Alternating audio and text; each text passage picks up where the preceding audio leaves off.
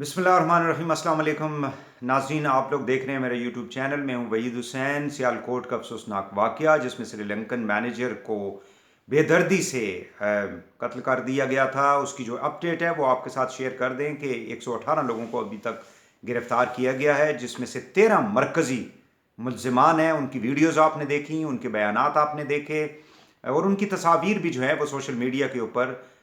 चल रही हैं, आपको मालूम है। सूरत हाल ये है कि अदालत ने राहदारी उनकी दी है रिमांड के लिए, और कल दोबारा जो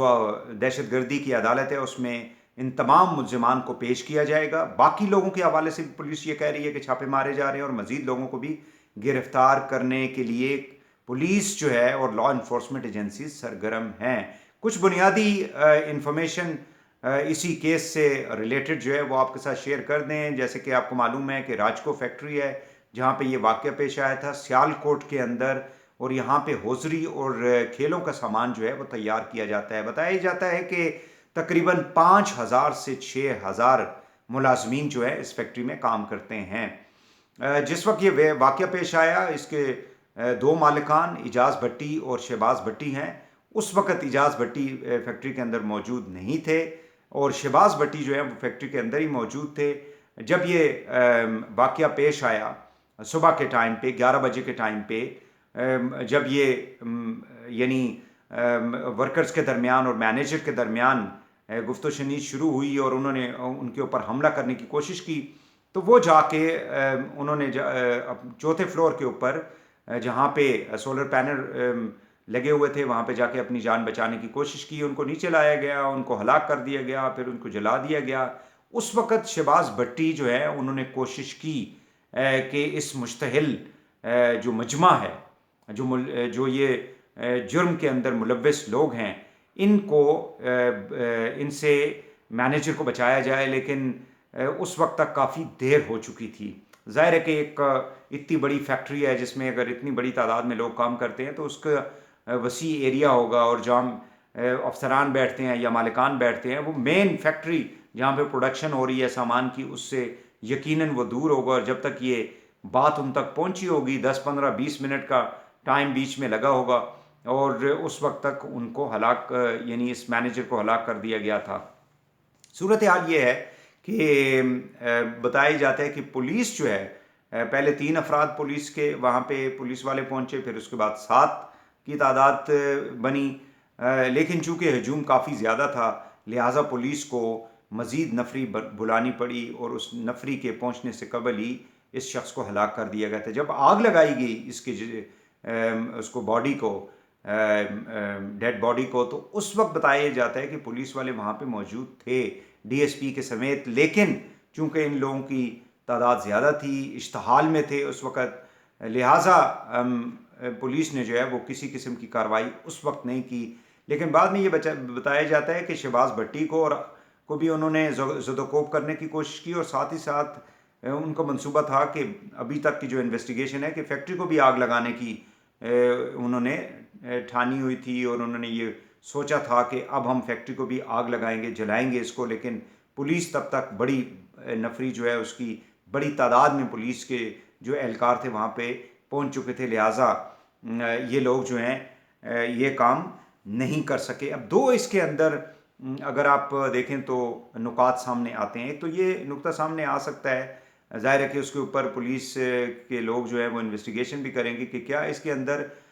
कोई कारोबारी जेलसी भी हो सकती है। इतनी बड़ी कंपनी है, इतनी ज़्यादा एक्सपोर्ट्स हैं, इतना ज़्यादा रेवेन्यू जनरेट अगर करती है तो कोई दूसरी कंपनी ऐसे लोगों को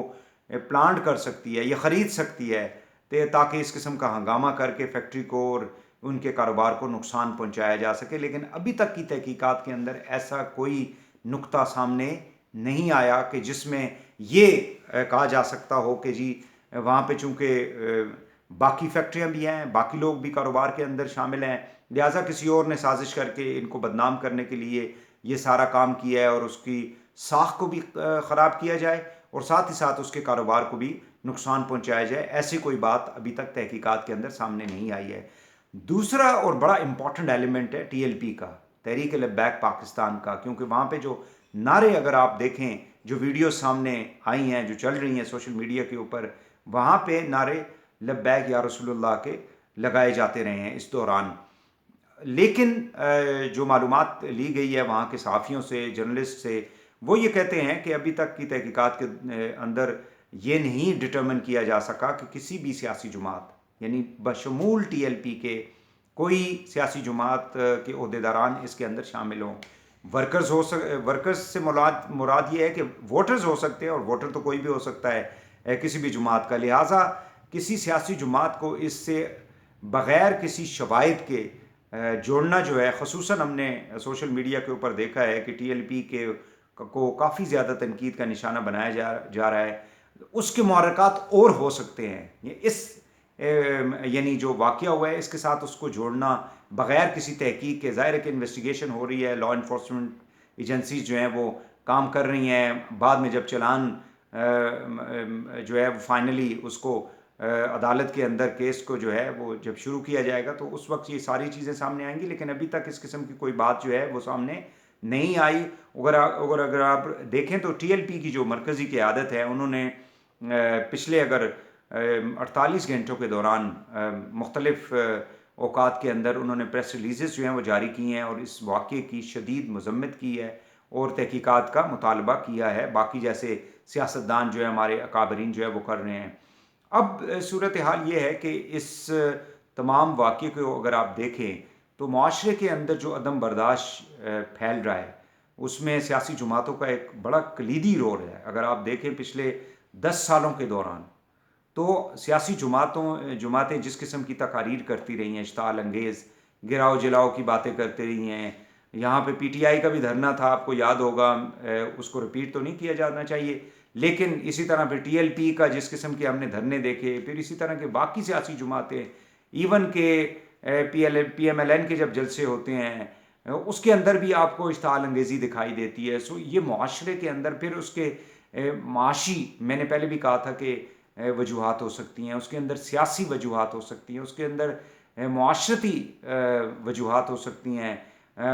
بے روزگاری ہو سکتی ہے، لوگوں کی جو ڈپریویشنز ہیں معاشرے کے اندر، جب عدل و انصاف نہیں ہوتا، غریب آدمی کو انصاف جب نہیں ملتا یا اس کی پہنچ نہیں ہوتی اداروں تک، تو وہ معاشرے کے اندر اس قسم کی چیزیں پیدا ہو سکتی ہیں. لیکن اس کو جواز بنا کے آپ اس کی، یا مذہب کا کارڈ جو ہے اس کو استعمال کر کے جب آپ اس قسم کے واقعات کرتے ہیں تو پھر تو اس کا کوئی اینڈ نہیں ہے. اس کا کوئی، یعنی اس کو کہاں پہ جا کے آپ ختم کریں گے، اس کو کہاں پہ جا کے آپ روکیں گے اس قسم کے واقعات کو. کسی کے اوپر بھی آپ تہمت لگا دیں، یعنی ناموس رسالت کے حوالے سے، صلی اللہ علیہ وسلم کے حوالے سے لگا دیں، مذہب کے حوالے سے لگا دیں، وہ آپ کسی کو بھی کسی وقت بھی ٹارگٹ کر سکتے ہیں. سو لہٰذا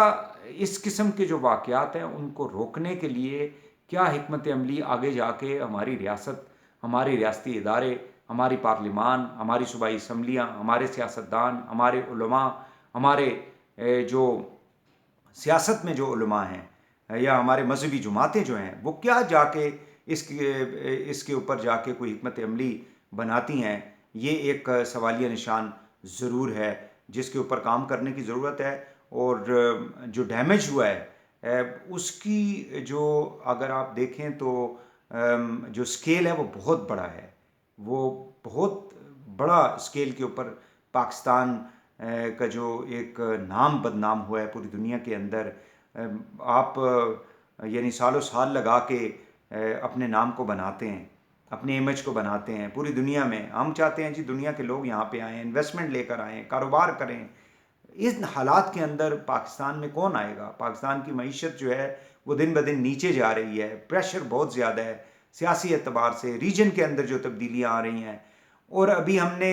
OIC کا اجلاس جو ہے وہ یہاں پہ بلا رکھا ہے 17 کو. سو ان تمام اگر محرکات کو سامنے آپ رکھیں تو جو ڈیمیج ہے اس کا جو سکیل ہے وہ بہت بڑا ہے، جس کو کنٹرول کرنے کے لیے ہمیں بہت زیادہ وقت درکار ہوگا. لہٰذا ہماری جو لیڈران ہیں، ہمارے جو لوگ ہیں، ان کو چاہیے کہ وہ اس حوالے سے سوچیں، اور عوام کو بھی سوچنا چاہیے کہ وہ کس طرف اس معاشرے کو لے کے ہم جا رہے ہیں. اپنی چھوٹی چھوٹی جو ہماری جو انا ہے یا ہماری جو ضد ہے، یا ہماری جو اب اس کے اندر ایک ایڈمنسٹریٹو ایشو تھا، یعنی آپ کو اگر ایک مینیجر ہے، آپ کا سپروائزر ہے، وہ آپ کو کہہ رہا ہے آپ کام کریں تو آپ کام کریں، آپ کو تنخواہ اس لیے دی جاتی ہے، لیکن اس کو جو رنگ ابھی تک کی تحقیقات میں جو رنگ دیا گیا ہے، اور اگر کوئی وائلیشن بھی کرتا ہے قانون کی، پہلے بھی بات ہوئی ہے، وہ عدالتیں ہیں، ادارے ہیں، ان کا کام ہے یہ، آپ جا کے اپلیکیشن دیں، آپ جا کے رپورٹ درج کرائیں، آپ جا کے اس کو لے کر آئیں عوام کے سامنے، اداروں کے سامنے، اگر اس پہ کوئی بات نہیں سنتا، سنوائی نہیں ہوتی، تو پھر آپ